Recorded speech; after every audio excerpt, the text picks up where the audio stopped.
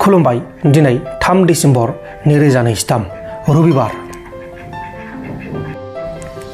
आसामनि गलाघाटआव पुलिसा अपारेशन खालामनानै 2 कोटी रांनि ड्राग्सजों लोगोसे जाथायाव लोब्बा थानाय सासे ड्राग्स फालांगिरिखौबो एरेस्ट खालामदों। हमजानाय ड्राग्स फालांगिरिनि मुङा जाबाय मोहम्मद आमिन आली। धुबरी जिल्लानि सिङाव थानाय बिलासीपारायाव जल जीवन मिशननि बिथांखिनि साइटआव खामानि मावबाय थानाय समाव सासे सुबुङा मोब्लिबजों बोबथाब जानानै थैदों। थैनाय सुबुंनि मुङा जाबाय हेमराज उत्तर प्रदेशनि थागिबि। राजस्थान रायजोनि कोटायाव सासे 21 बोसोर बैसोनि सिख्लाया नीट एग्जामनि थाखाय साखाफारा खालामबाय थानाय समाव गावनि हस्टेलनि रुम सिङाव दौलें लानानै गावनि जिउखौ गावनो फोजोबदों। थैनाय सिख्लानि मुङा जाबाय निशा यादव, 21 बोसोर बैसोनि आरो बियो उत्तर प्रदेशनि थागिबि। नाथाय निशा यादवआ बे जाथायखौ सोरनि थाखाय मानि जाहोनाव खालामखो बेखौ गुमुर मोनथ'नाय जायाखै, मानोना निशा यादवआ गांसेबो जेबो लिरना गालाङाखै। दा बे जाथायनि सायाव नायबिजिरनाया सोलिगासिनो दङ। आथिखालनि बिटिआर सोरखारनि सायाव बुजिनो हाबाय, बिथांमोननि सायाव जों फोरमायनो नांगौनि गोनांथि गैला। जेरैबायदि लाइमोनफोरखौ सुबिदा होनायनि बाथ्रा बुंदोंमोन, मोनसेबो मावफुंनो हायाखै होननानै एमसिएलए प्रेस मुसाहारि बिथाङा खौरांगिरिफोरनि सिगाङाव फोरमायदों।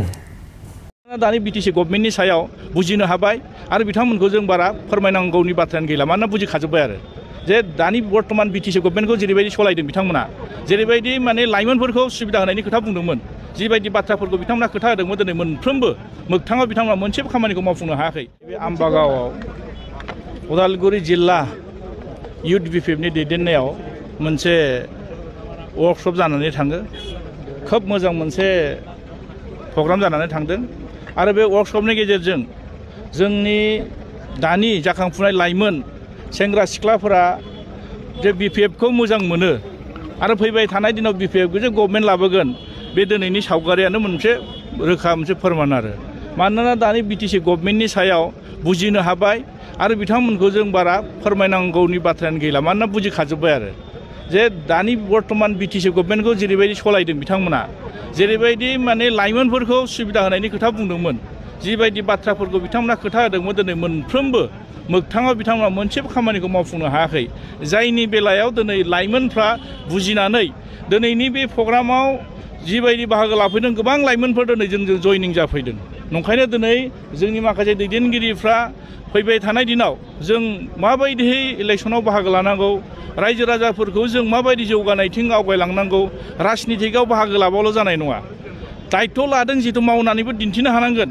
दा बिटिसिनि जितु थासारि, जि हालोद, जि अबस्था जानानै दंमोन, बेखौ दिनै बिपिएफनि दैदेननायाव 17 बोसोरनि गेजेराव जिबायदि मोनसे उन्नयन मानसिफ्रा नुनो मोन्दोंमोन, डेभेलप मोनसे नुनो मोन्दोंमोन, नाथाय दिनै इउपिपिएल गभर्नमेन्ट सालायनायाव 3 बोसोरनि गेजेराव जों बांसिन माने फावस खालामनानै थांनायखौसो नुदों आरो। जायनि बेलायाव बिथांमोना जिबायदि बाथ्रा बुंदों, मोनसेबो बियो मोगथाङाव बिथांमोना मावफुंनो हायाखै। बेथ' बिराद मोजां मोनसे प्रग्राम जागोन। जोंनाव अलरेडि लिस्ट फैदों, माने गासै माने 2000सो जोंनाव गोदानै जयनिं जागोन, इउपिपिएलनि जयनिं जागोन, बिजेपिनि जयनिं जागोन। गोबां माने मानसिफ्रा दिनै जोंनि गेजेराव जयनिं जानो थाखाय अलरेडि जगाजग लादों आरो।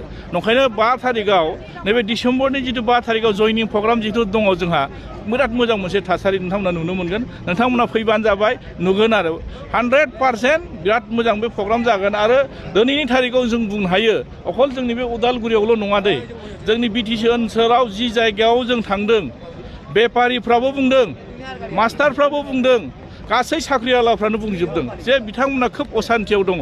दा नंखायनो दिनै बिटिआर सक्ति जानायनि गेजेरजों मानसिफोरनो जि सिमां नुहोदोंमोन, बिटिआर जानायनि गेजेराव गोबां मोनसे माने मोजां थासारि नुनो मोनगोन होननानै मानसिफ्रा आसा खालामनानै जेरैबायदि बारसोमनानै भट होदोंमोन, नाथाय भट होनानै जिबायदि सरकार खुंनायनि बिथांमोनखौ बे माने खाबु होबाय, नाथाय बे खाबुखौ बिथांमोना लानानै गावसिनि सुबिदाखौल' लाबाय, खिन्थु रायजो राजाफोरनि जेबो बिथांमोना मोजां खामानि मावनो हायासै। दा नंखायनो रायजो राजाफ्रा बुजिनो हादों, 17 बोसोरनि गेजेराव बिटिसिआव थानाय गोबां हारि माहारिफ्रा मा मोनखो आरो बर्तमान बिटिसिनि गेजेरजों मोनखानाय जितु गोहो, बिटिआरनि गेजेरजों मा खोमाना लाखो बेखौ जों बारा बुंफोरलायनांगौनि बाथ्रा गैला। प्रेक्टिकेल ग्राउन्ड लेभेलाव जि खामानि मावबाय थादों, बिथांमोना बे सौदावलायबाय थानानै बुजिनो हादों आरो।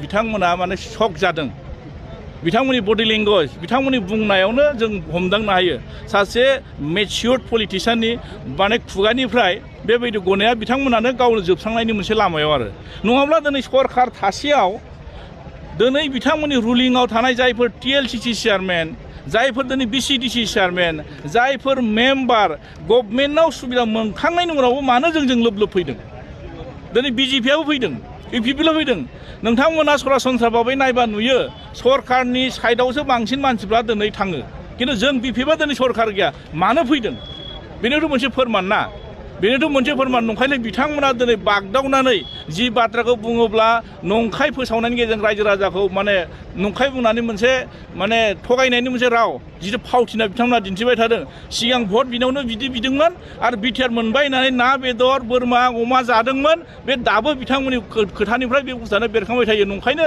बिथांमोना बेबायदि बुंनायावनो रायजो राजाफ्रा बांसिन फोथायाखै नंखायनो जोंनाव बांसिन लोब लोबसो फैबाय थादों आरो नोंथांमोन दिननि खौरांफोरा बेखिनिल'मोन बेखिनिसिम नायनायनि थाखाय नोंथांमोननिसिम रोजा रोजा साबायखर गोजोन्थों एसेनोसै जय बर' हारिनि